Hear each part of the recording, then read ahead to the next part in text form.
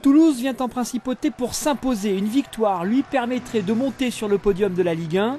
Toulouse est 4e au classement avec 49 points, distancé par le 3e à la différence de but seulement.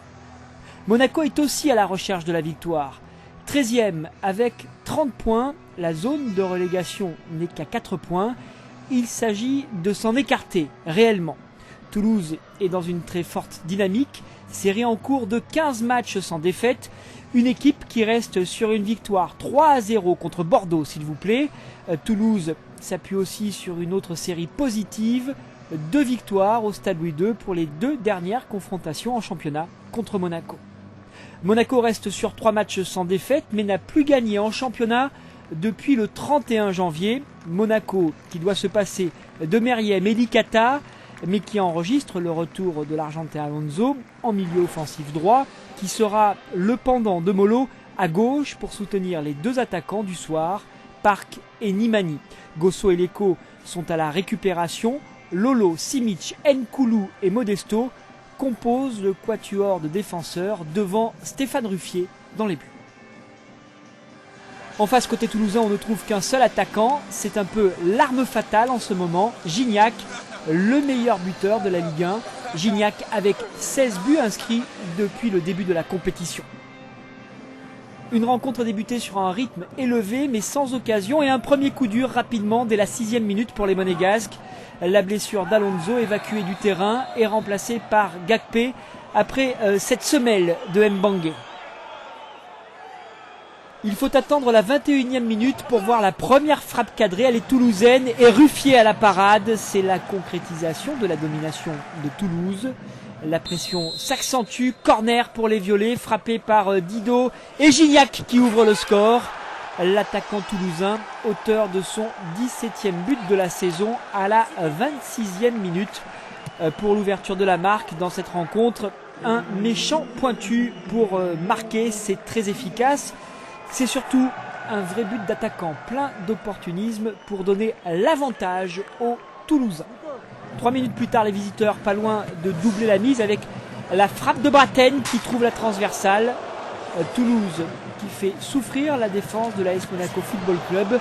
Ruffier est en forme comme la semaine précédente contre Nice et surtout vigilant sur le centre-tir de Mathieu. Monaco est malmené mais ne se désunit pas. Coup franc sur la droite de Yohan Molo. Et Nimani qui égalise. L'attaquant monégasque seul au second poteau. Il inscrit son 6e but de la saison et remet les 2 formations à égalité à 5 minutes de la pause.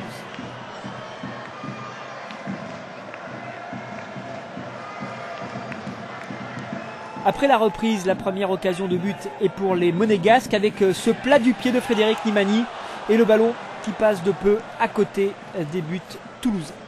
Mais bien évidemment, les visiteurs restent extrêmement dangereux. Le coup franc est de Didot et la tête lobée de Seto. Toulouse qui reprend donc l'avantage 7 minutes après l'heure de jeu.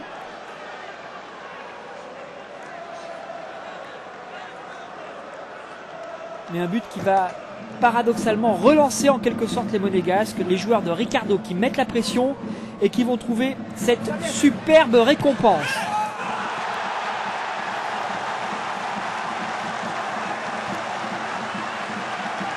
Le geste à la fois spectaculaire et magnifique du défenseur François Modesto, le capitaine des Rouges et Blancs, qui permet à l'AS Monaco Football Club de revenir encore à la marque de partout à la 74e minute de la rencontre.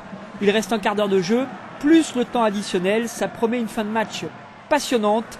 La frappe de Park là qui est renvoyée à la 78e minute. Et puis Ruffier qui sort dans les pieds de Sissoko à la 84e minute. C'est très très chaud pour les 2 formations. Et Toulouse là avec Mbangué qui écarte devant Park à la 87e minute. Quelle fin de match extrêmement intense qui pourrait se solder sur un nul. Mais Monaco pousse encore, pousse toujours. Coup franc de Molo. Il est repoussé par Carasso. Et le but, Lolo, l'arrière latéral droit qui bat le gardien toulousain pour sa 2e rencontre de championnat. Et c'est donc Monaco qui va s'imposer sur ce score de 3-2 face à Toulouse qui subit sa première défaite après 15 rencontres sans retard.